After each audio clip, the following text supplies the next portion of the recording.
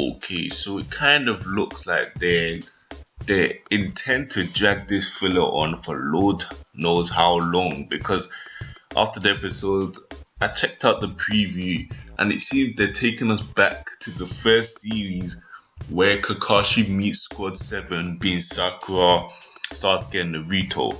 And I'm thinking, for fuck's sake, if you're gonna bring material back, if you're gonna base a whole episode on material that we've already seen, I think that calls for the end of the filler, because this is just becoming bullshit now. Okay, this episode, watching the preview from last week's about this episode, I just thought, okay, bullshit, I don't give a fuck. What could you possibly tell me that I don't already know? I was wrong about this one, but next week's one, I'm almost certain that we don't need to see that again. We've seen it in the first series. If you don't remember it, go back to the first series and watch it again. We don't need to see it in Shippuden. This filler should be over. It's just bullshit. So anyway, onto this episode. This episode opened our eyes to a lot of deep shit in Kakashi's life.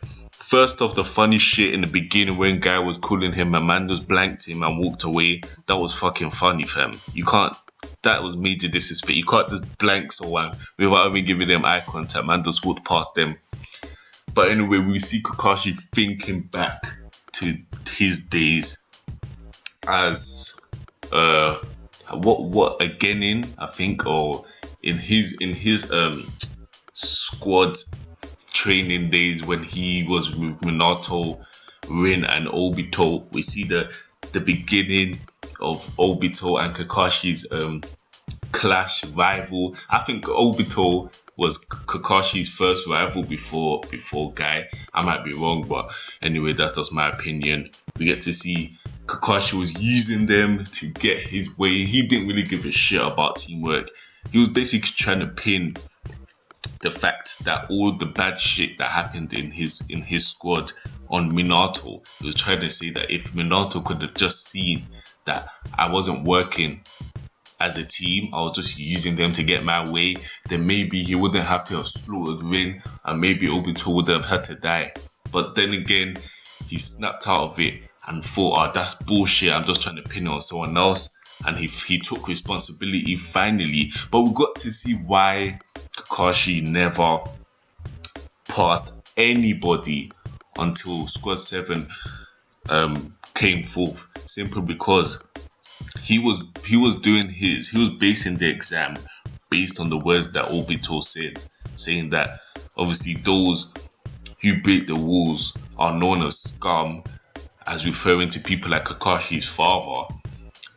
But those who turn their back on their friends or nakamas are even worse than scum. That is why this whole shit was made. Them two bells aren't made to send people back to the academy. It's made to see the kind of teamwork and friendship and bond they have.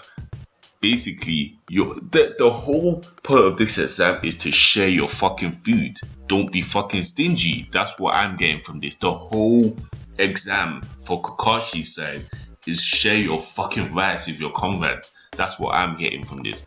Maybe it's a different thing, but that is probably the main thing, to see your teamwork and so on. So we got to see who the main culprits were for making Kakashi leave the army and become a genuine leader.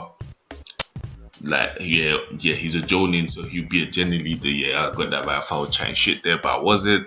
It was Guy Arsenal, the girl, I forgot her name because it's been a while since I've seen her in the series. I forgot her name. They went to the Hokage and told them their brilliant plan that maybe if he's out of this darkness, then he will be able to light up a bit. And as you can see from now, for what they're showing, it doesn't seem to work at one bit. But obviously, it starts to work later on in the obviously when he meets Squad 7, it works. It works great because he's lit it up. It actually hurts him to see Sasuke be a bad mofo in the recent series. It hurts him. He's lit up. He's lighted up. He's a better person because of Squad 7. The first squad he ever passed, and he knew, these are my fucking riders. These are my ride or dies.